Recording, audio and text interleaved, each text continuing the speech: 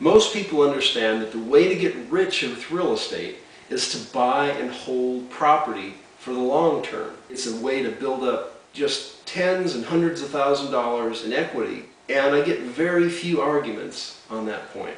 But people just don't want to do it because of the perceived hassles involved in management. And believe me, I've had my share of pain and frustration in regards to property management.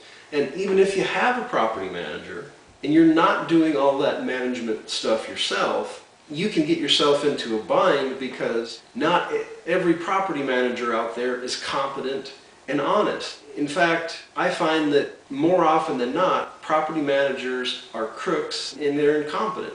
Even if you outsource your property management and just hire a property manager to take care of all those hassles for you, that doesn't necessarily mean that you're out of the woods in terms of hassles. Because I'll just say that property managers are not always competent and honest. You've got to be real careful when you hire a property manager to make sure that you get the best service that money can buy. Learning how to do property management is a lot like learning how to drive a car. A car is made up of systems that help you to move down the road in a predictable manner. It's got an engine that burns gasoline, that creates power and turns the drivetrain, that in turn turns those wheels and pushes you down the road as you get from point A to point B. Other systems allow you to guide the vehicle. You have a steering wheel that has some mechanical parts involved. There's a part of the system that helps you to stop when you apply the brakes. So it's just one system after another help you to move down the road in a predictable manner. Now, if you have some shoddy engineering in the design of the car, you could run into some big problems. You could run into issues with safety. You could get into crashes and things. And it can really cause some big problems for you if the car is not designed properly. Now, your property management systems should be designed just like a well-designed car.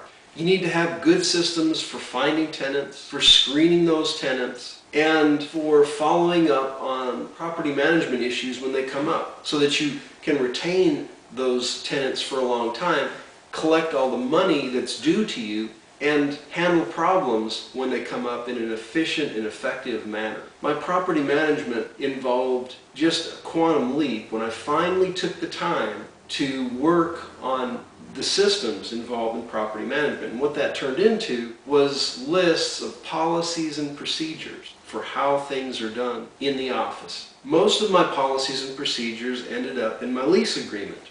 It's important to have a real tight lease. And the time that you share those policies and procedures with your tenant is when they sign the lease agreement. You don't get any other time to lay down the ground rules, because once they've signed that lease and they're out of there, you don't sort of have a chance to make up the rules later on. You need to have tight policies and procedures in terms of your property management that are defined in your lease agreement.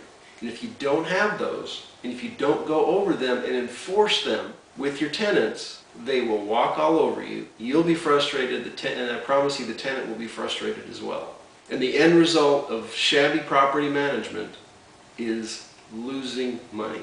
Would you like to get more of these great real estate investing tips? Well, I'll send you a series of 10 video tips if you'll just go to www.replaceyourpaychecknow.com. See you there.